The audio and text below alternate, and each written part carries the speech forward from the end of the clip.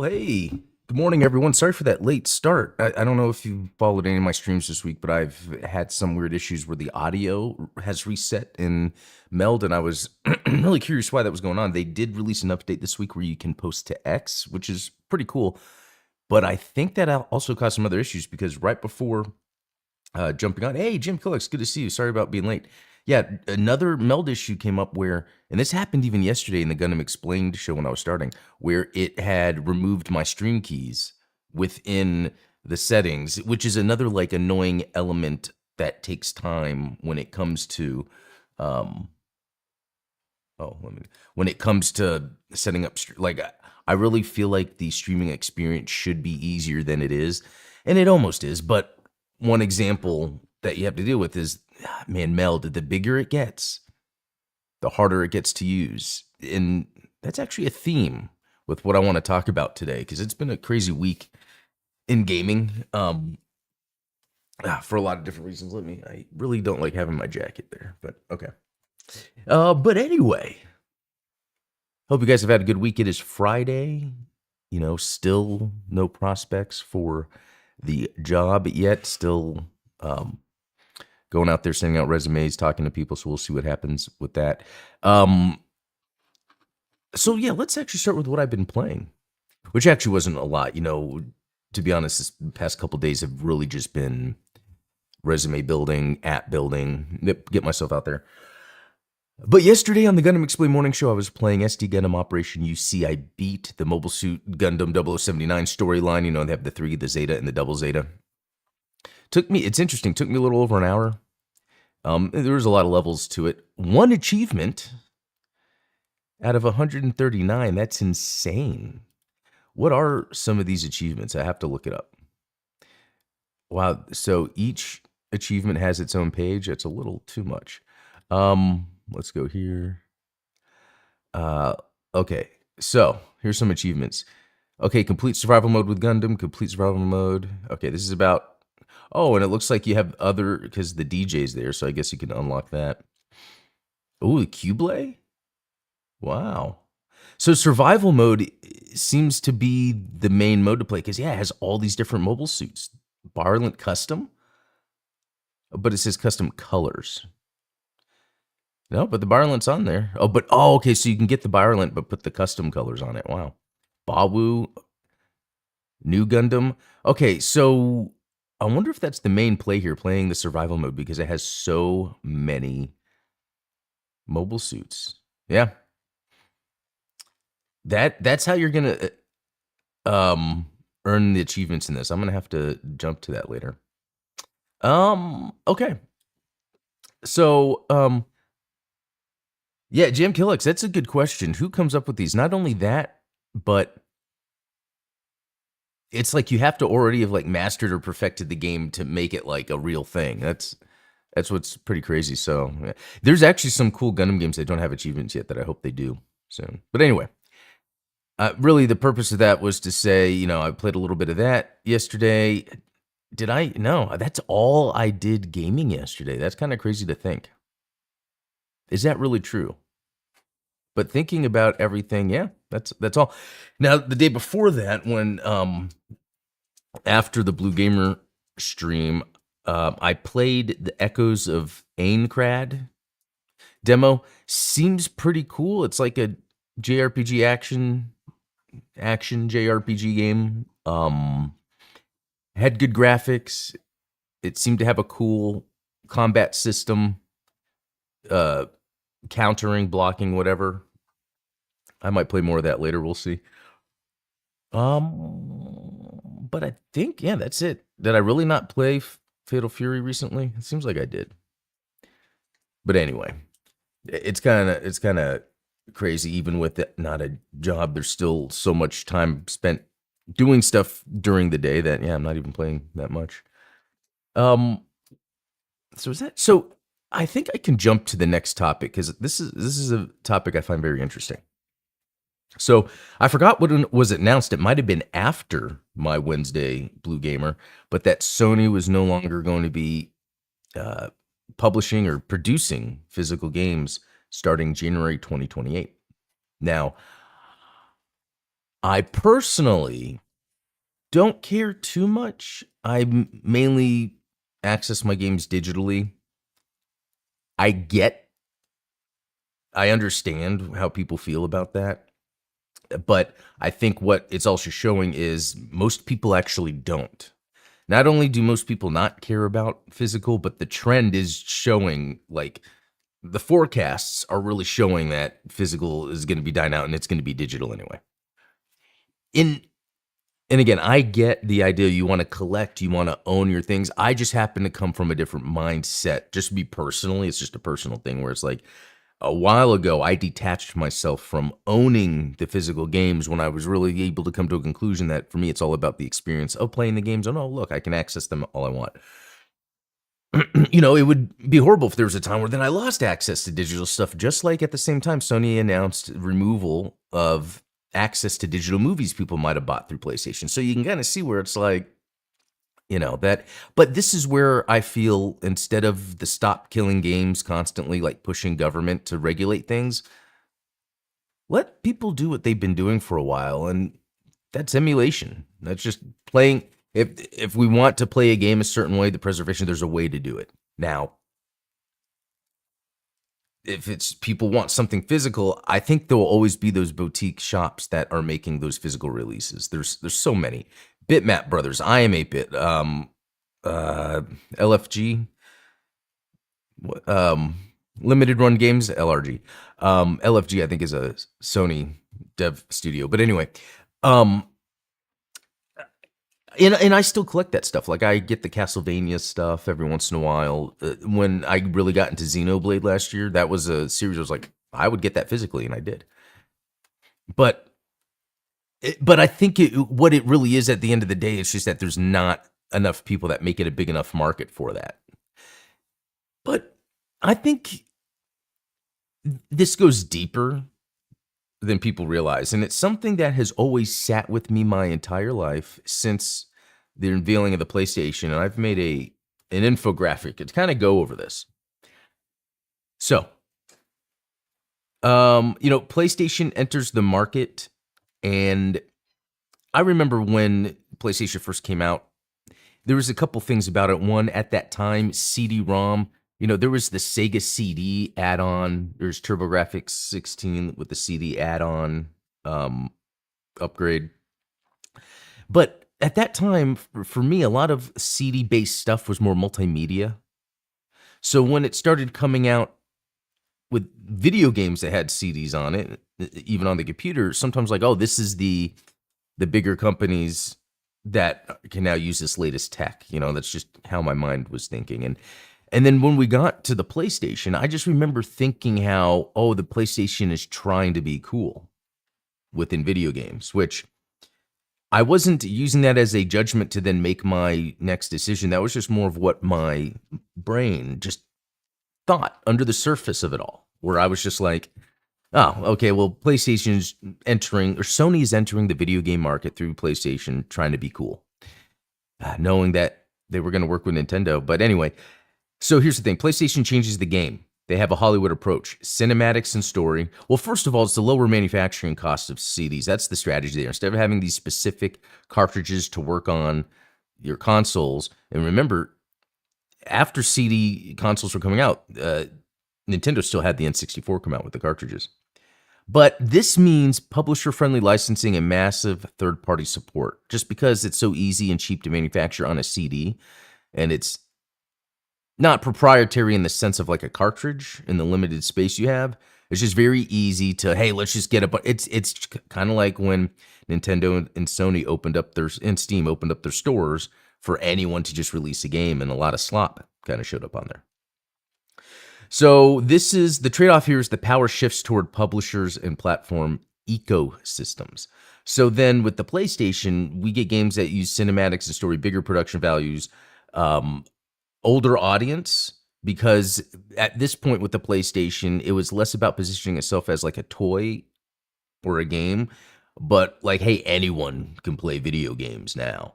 And then there was the 2D shift where there's the reports where Sony was not greenlighting games that would be 2D or not publishing games on their PlayStation platforms because they were 2D. And that's already not cool. Um, really, that's already a company that has the pull that's limiting the games people can access. So at this era, with in 95, the PlayStation comes out. This is where gaming shifts. Games begin chasing film style production over pure gameplay innovation. Um, and then we get to the living room war because it's a very interesting time here where the PS2 comes out, but with the DVD player, it makes people then buy the PS2. This skews what we think is popular in gaming at the time. Everyone's wanting a PS2, but it has a DVD player. It's the cheapest way to get a DVD player. Cheapest way to get a DVD player and play Madden. The stuff that's not really about gaming. Because at the same time, the Dreamcast had a built-in online. It had the VMU, which was very innovative. A visual memory unit that you could plug into your controller and get an access stuff. And then the arcade perfect experiences. That was another big deal with the Dreamcast. Oh, man. From Marvel vs. Capcom to Dead or Alive, having that, like, arcade experience. But there were things Sony was doing at the time that was causing the Dreamcast to die. Really, the Dreamcast was perfectly fine, but the generation before put gaming into this new upper echelon. There you go. I was like looking at the letters in my head, but no, upper echelon, where the Dreamcast is just, even if it did fine, it's not as big of a deal as a PS2, but the PS2 is a big deal because the DVD player, right? Even though they were not publishing 2D, some 2D game, they would not publish 2D games. And I have a list of the games that didn't get published, because what happens is you start seeing a bunch of 2D shmups get ported on Xbox. It was crazy in the mid 2000s. The Xbox was the shmup machine, and it was insane. And all the 2D fighters coming out on Xbox, SVC Chaos. I mean, that's where I first was able to play that. Because the Xbox was coming out with, okay, to finish this one part, when the PlayStation was, games were being sold, any retailer that sold any Sony consumer electronics, it was a mandate by Sony that you also have to sell PlayStation games, even if that store didn't sell games. So now you're seeing a bunch of consumer electronics mainstream stores selling only PlayStation games. So for a large amount of the population, that was really the only option. Oh, video games, PlayStation 2. Oh, I'll get that. So there is even reports of certain retailers where Sony said, well, if you're carrying Dreamcast games, you're not gonna be able to carry our PlayStation product. That was another issue that caused the Dreamcast to die. Then Xbox comes in. They're like, well, we're going to pick up where the Dreamcast left off. This is not about Sony. It didn't have the DVD drive built in. You had to buy an add-on to plug in to play DVDs, all right? But it had the built-in hard drive. It had Ethernet. It had 4 controller ports, Xbox Live. And you can make and I get it, you can make an argument that's like, well, Microsoft ushered in, monthly payments to pay online. And to be honest, I agree that that's not cool. But they did help kind of usher in that ecosystem that, if I look back at my experience when Xbox Live first came out, it's an amazing time in video games. So then we get to the Blockbuster era, where Sony's doubling down on the prestige AAA exclusive cinematic storytelling, global marketing power, and then Blu-ray being their tech. Again, this is more mainstream, multimedia approach. And the trade-offs: rising budgets and financial risk, fewer experimental games, consolidation of publishers, focus on franchises and sequels. And that's exactly what we saw happen.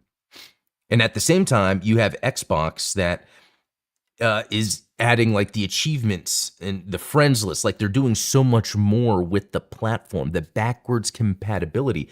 Sure, when the PS3 first came out, it was able to be completely backwards compatible with any Sony previous PlayStation thing, and that was awesome. I had that 60 gigabyte for that. But then they started removing that function from later PlayStations to the point to where that didn't exist anymore, the backwards compatibility. And then it was about buying the game, but they didn't release a lot of their older titles to buy digitally. For instance, I can only play Gradius 5 on a PS3. Even though it's digital, I wish I could just download that on my PS5. Uh, you know. Um, so the other thing with this era too is the Xbox Play Anywhere. So Xbox started adding a thing that I think is amazing that everyone's overlooking. That's like, yeah, you can buy a game on Xbox and you can also play it on your PC, and I love it. The biggest games that I played this year, Crimson Desert, 007 Last Light, both of these games were Play Anywhere. And in both of those instances, I'd be playing either in the living room on my Xbox or in my office on my PC.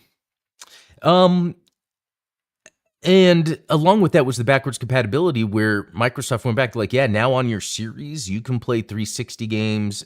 I want to say it's either some Xbox games or not, but Xbox One games as well. So basically making your modern Xbox console a backwards compatibility beast. That is way more gamer friendly than anything Sony was doing. So now we get to where Sony, as they've been pushing everything they have, by the time we get to the 2020s, they're seeing, it looks like more people are buying digital. The forecast is showing that it's going to be digital. Now, I don't care. I don't care about that. That's fine. But the reason we're here though is because Sony has always pushed for mass appeal of their platform. They've never been about the core of gaming, right? Sony's been like, okay, we have this arm of gaming. We're not going to treat it like a typical gaming ecosystem. We're going to treat it like the mainstream consumer electronics that it is. That's the difference between the way Xbox and PlayStation is failing. Xbox is failing because they're a corporation trying to act like an indie developer. And the reason PlayStation is failing is because they're a corporation trying to push a product. I mean, it's how it goes. The reason Nintendo does so well is because they are a video games company first, and they've always stuck to doing things a certain way that's always worked.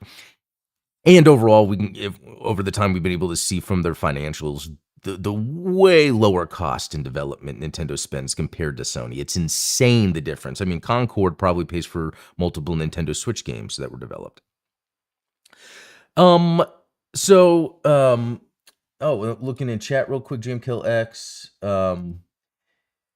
Let's see, I remember these conversations as Gen 7, great for some digital ports of old games, save for discs and new stuff for compilations. But what if company pulled the plug on another PSMs? Yeah, that's the thing. So having this whole digital library, just like with the movies, we could all lose this stuff. But again, I think it goes back to what I talked about, emulation. Like any game that I've been wanting to play, I've been able to play. I'm not worried. But I think that's like the trade-off. The mainstream doesn't care as much about that. Even they're the ones that are funding, the market. Condition upgrade. Dreamcast was so advanced, amazing, but Sony bought its way into number one. Yeah, that's how I've always seen it. I remember the day that Sega announced they were canceling the Dreamcast. It was funny. It was this girl I was dating. We were at Chili's, and I remember sitting there just kind of a little sad, and I was like, yeah, the Dreamcast, Sony's pulling their crap, and now the Dreamcast is gonna... And then the table next to me, a guy was talking about it. He was either to his dad or something. I would just remember him saying, yeah, there's not going to be a Dreamcast anymore, blah, blah, blah, blah, blah. And I'm sitting there like, man, this is not good. I just remember that because it was a big deal to me. I do think the Dreamcast kind of being killed off and Sony kind of winning that is an example of one of the times in gaming period that it was a dark time, that it kind of led to where we are today. So, I think what the take is here is when games are treated like they are by a PlayStation, even a Microsoft. Microsoft's not innocent. They're better at this, I think. It's just they need sharper people involved to really balance that core and mainstream approach. But when you get a big corporation that is then wanting to get into something like Sony, like, oh, let's get into video games, it's only going to be during that bubble. during that time that it works, and then they're going to move on. It's just like how you see a big company like Tencent is now moving out of games. And Sony is also taking strides to move more into anime. They've been acquiring as many anime production studios or distributors, I don't know how that works, as possible, because they're kind of seeing where, okay, there's more money to be made there. And I really do think we're going to see that in the next 5 years. The bigger companies like Microsoft and Sony will have a smaller footprint in terms of the entire kind of gaming. I would say, Microsoft and PlayStation could potentially turn into more of a N64 era Nintendo, where, and actually, Asha Sharma already said this about Xbox. It's like, let's take just the few really successful franchises we have and just put money into them and make sure we make them high quality. And I think what Microsoft was trying to do, which seems like a good idea, but didn't work out, was just buying up a bunch of little studios, putting a bunch of stuff on Game Pass. They had the right idea. It's like, well, let's let any type of game be available for anyone. The thing is, when you're as big as a company as Microsoft, you can't afford to do that. You have to make those big swings. It's why Disney is always coming out with a movie that cost $100 million, and then they are looking to make that much, And then you look at companies like Evercade or SNK, and they're way smaller, and they're able to produce hardware. In games, you never hear them saying, "Oh, we're going to shut down," because they're working at that smaller scale that makes sense for core gamers, and not like that mainstream appeal that doesn't work. Anyway, all this to say, since PlayStation came out, I've always had a funny feeling about it. I've always been able to kind of sniff out its sort of corporateness, and I'm I'm not a corporate hater, but it's like I'm more about authenticity. I'll just easily shift my focus to things that are more authentic. And PlayStation has been the least authentic gaming console, in my opinion. Yeah, but I know all these are just my opinions too, because I know for a lot of people, they identify with gaming as PlayStation. That was their first console. They've always been in the ecosystem because Sony has always made it easy to make gaming a mainstream thing. So, Sony just bought the Peanuts property too. Okay, that's interesting. That kind of confirms what I was talking about then. Thanks for that. Jim Killick said, I've only bought digital as there was release years ago, it was unavailable, but since COVID crisis, it feels like they were pushing this. Yeah. Yeah, no, there is some of that. I do believe that was a test in many ways, not only how you control a large percentage of people, which is in direct conflict of us apparently being in conflict around the world. It reminds me of World Series right now, where like the whole world's getting together, everyone's fine playing games around the world, soccer, but like we talk about politics in other countries and in news as if we're all in conflict, but we're really not. I think that's the same thing with what they did with COVID. It's like we could control people for a bit, but then also use this time to like take advantage of that remote stuff, which is not bad. I like it. I like the kind of remote. I like how we're leveraging technology. I really do. But yeah, good grief. That's a pretty good one. Yeah. So,